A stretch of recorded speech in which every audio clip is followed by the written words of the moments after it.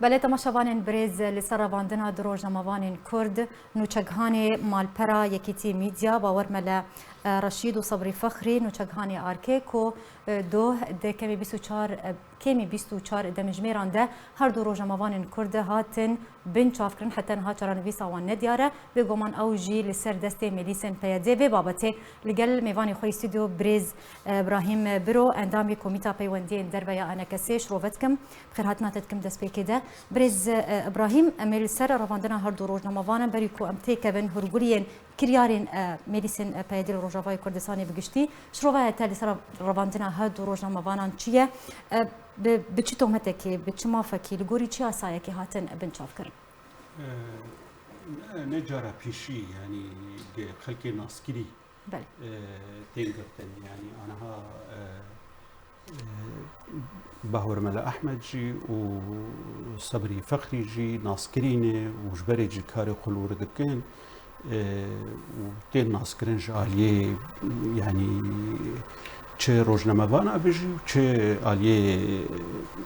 اداره به لی اوایا وک نامکی ممکنه ای کسب يعني سياسة مدار بي يا روزنامه‌وان به دفي دمي دبيقرتن تشتكي يعني متوقعه بشتي افروشا تشيبو وقلكي ماسي دي كاري فان دمي داوي دي تشج آليه معيشتها خلقي دي وتشج آليه روشا قل حبسا غويران تشيبو وك فشلكي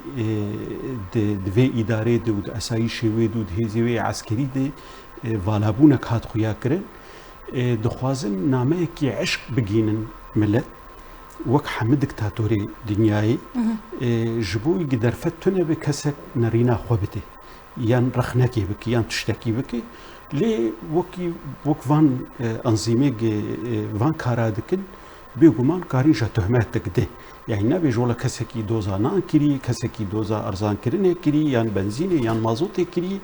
بيقومان وين نبي جبو فان تشتاي او يجا كا تهمتك يعني كيدن جوار بنارينا تدفيدا ميدا يعني دما كوب في هلمتا بنشاف كرني يعني بيجن راغان كارم بتايبتي تي واتايا بردا بوشكرنا فشل اخوا دهمو واراندا بتايبتي بيشتي بيجاتون زندان صناعه بالتاكيد يعني جبر هناكي ايدي اجا خلق بحث ذكن هف قص قرباني جبوتشي يعني اف بسني قد هادان واف اليكاري قد بين واف ملياري قدين صرف كرين واف داهاتي اي بترولي واي قنم واي درائبي قش خلقي دستينن واف تشتانا واليكاريا قواتي تحالف بواردكن وهيزك مزنه وهيزك بسني قددن وجاري ويتشركي دركي دي هيزي تحالف جي بسني وان بدن وداوي وقتي يقولوا دو وقتك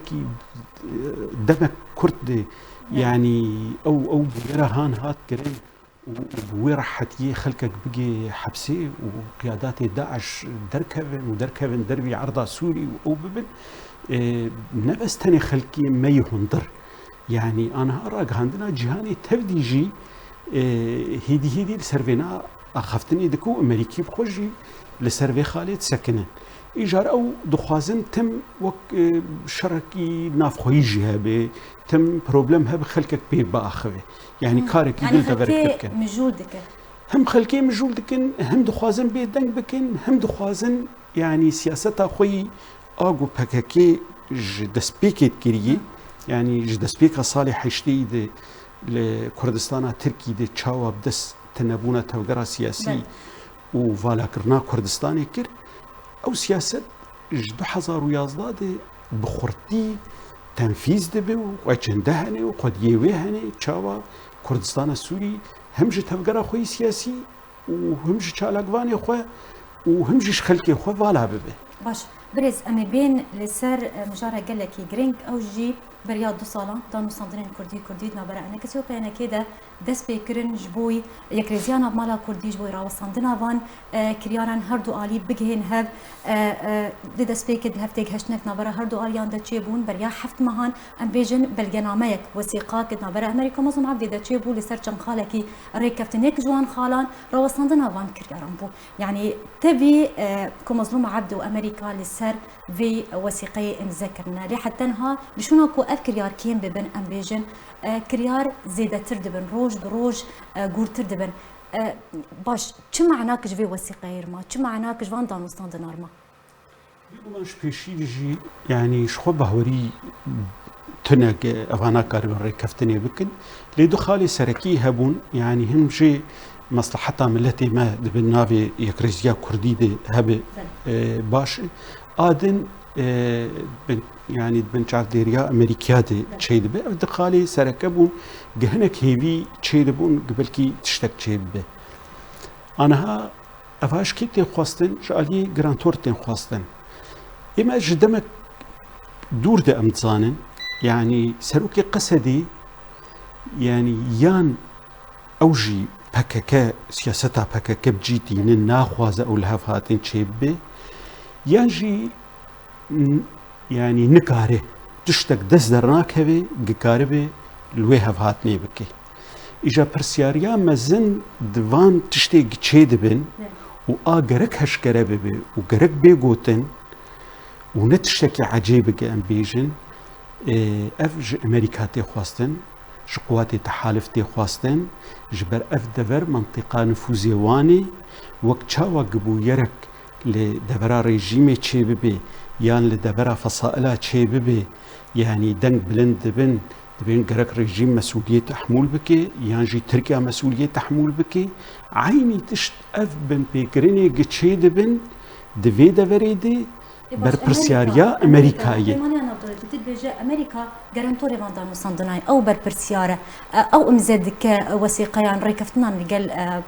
مظلوم عبدي جبرتش بأركي خوكو بيويست رانابه. إما خابن يعني تجربة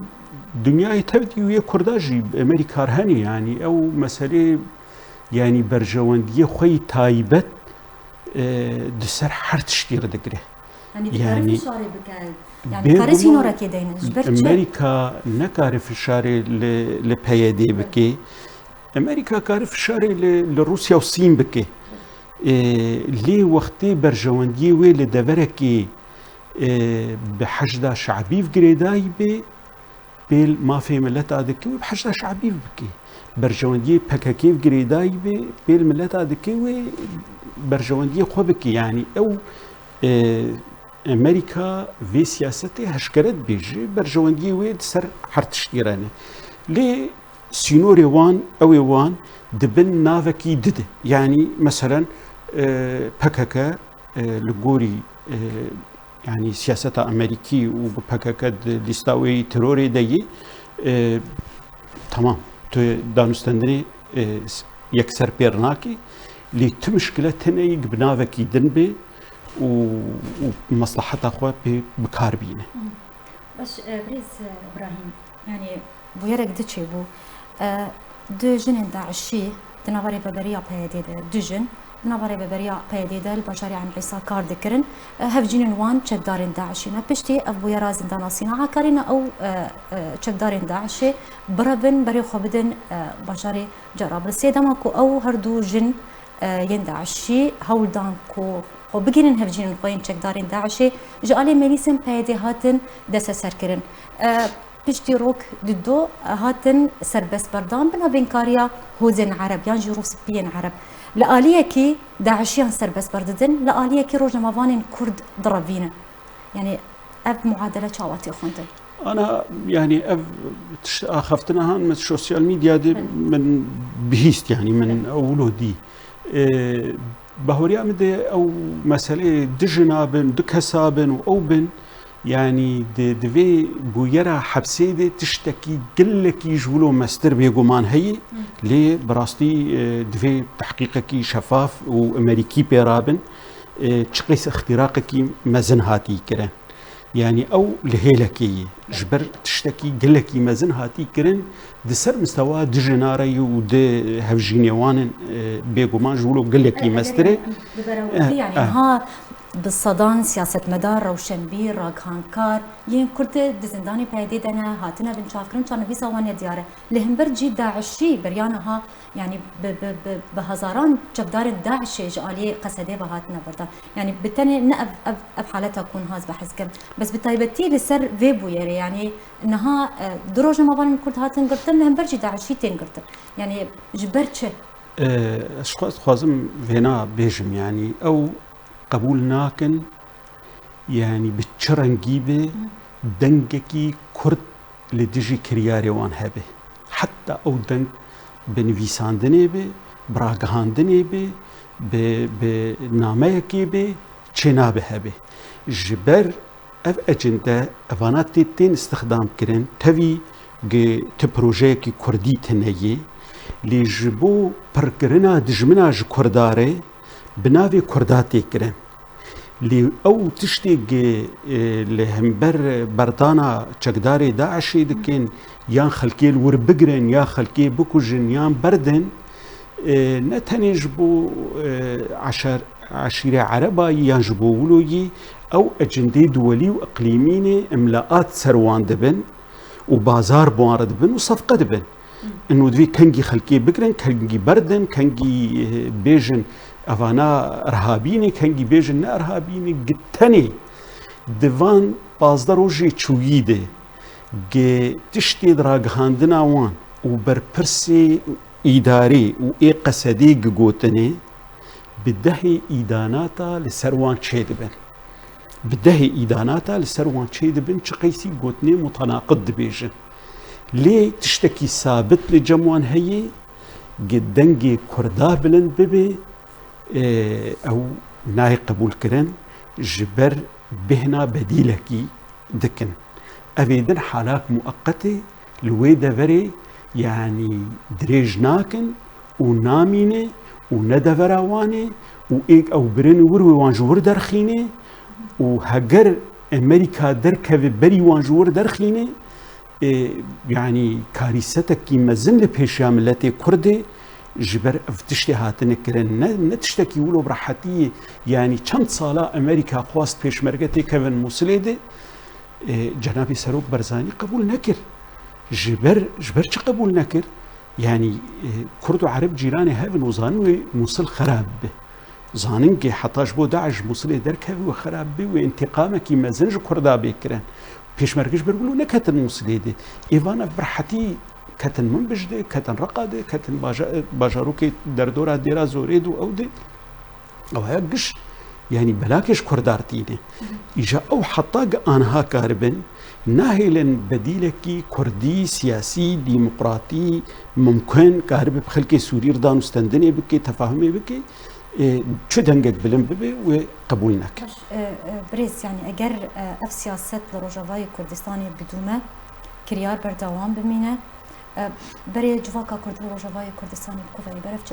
اقارك بيا وش كار السبتروس انا يعني بحمم معاييره مستقبلي في اداره تنيه يعني ندوليا ونأقليميا ونسوريا مقوماتي قاف إدارة بردوان بكتنية تاني جار سري أوبو قد في درفتا قا أمريكي الفرن أفدان استندني كردي يعني هنكي جدي ببوانا ببوا فرصتك جوان رقو خبي بكهارن يعني هم كرد هم بيكاتي دني ددفريدي شركاتي كراستي چه ببوايا جي هنكي جوان مشاكل قل سروان كوم بوني جي خلاص بانا لي تشتيق ان هذا به عكسي وي تماما تيكرن وبردوام ذكرياري خدي جبر يعني نان تشتي متوقع وانا روجكي وراجو خهرن دفرق دن فان اجندا بكن يعني في كاري هان والدفرق دبكن بريز يعني دماكو هر كريارة تي انجام دان جالي ميليسن بيدي با مجالي بكا كيبا فاشيستن جوانين شورج قربا بكا كيبا انا كسي ام بيجن فان كرياران ادانت كشر نزارتك نها بتايبتي بشتي غوركرونو زيدا كرنا فان كرياران قالوا چپي ويستا انا كسيره بك قالوا انها دمنها تنبي ويستكو اللي فقركي بكنش الويستاخوره لهمبر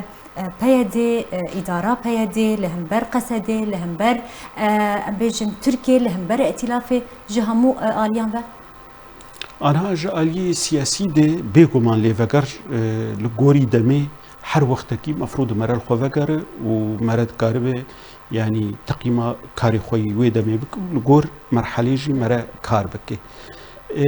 لي لسر عرضي ام نكارن باري خلقي خو لهندر جولو جرانتر بكن يان ام شيره تالوان بكن يان ام تشنا جوان بخوازن يعني ام ظن دروشك ابو ريز احمد درباز بن دروشك امني قلكي خراب درباز بن تهديدات جديد سر خلقي هني اف جريداي ب يعني كاري هندر في قياده هندر في تشاوا مناسب ببيني بالسر عرضي تشكاري بكي ليج الي سياسي بيغومان يعني دبي افتشانات تفد زلال ببن ليفاغار تشيبن تجارات تشتكي ثابت سياسات التنيي جبر دفان 11 سالي شويدي قالك تش لسر عرضي هاتن جوهرتن نريني دولتها هاتن جوهرتن نريني آلية سياسيتين جوهرتن جبرولوجي ليفاغار بيوست يعني شوية انها دما دار خصنا كونغري مجلس نزيبو يعني وكو امدكاري يعني ابي ويست اوكو انا كسي ليفاغاركي بك جالي هب بيمان خوبه ترتيبات النه بك هل ويستا خنو بك جرو شي بقشتيره جبرتش بيجن ابينغ ناي ابيتم بريا انجام دانا ينجري دار خصنا كونغر انا وكارك دبي يعني بلكي هنا كيماني تشيبوني كونغري مجلس هنا كي تاخير بوي لي او هيفيه مهني يعني اف كونغر تشيبه يعني هنا كي هيكليا مجلسي برنگكي باشتر و چيتر يعني ام فيدي جو دمي خوي چوي بكن چكيمانيه چيبوني د چالي د ما زعيفي كري او كري گرك هنا كي يعني خلقكي نه يعني درباسي نافي كاري به كاربه يعني تشتي بصاله يعني ت انتاجك نكربه بيقومان معناه الباشكتنه كده في ديفان آلياده يعني كسن بوسبور كسن قدي اختصاص بن كهربن ده حمى آلياده كهربن آلي كاربن يعني نانو تاني خلقك ب أبزانن يعني ملتي ما تفد خلقي ما ولاد باريزن برانيا خلقي ما تفقرا سياسي بري كار كرني يعني أنا دوستي تفقرا سياسيني اللي افتني نبسه دوی ام فیدیش خلقکی خودی امکانات و طاقات نه. زور سپاس بو میوانی مبریز ابراهیم برو اندامی کمیته پیوندی در بیان کسی چیرو میوانی مبول سلوی مجاری گلک سپاسیت کن زور سپاس.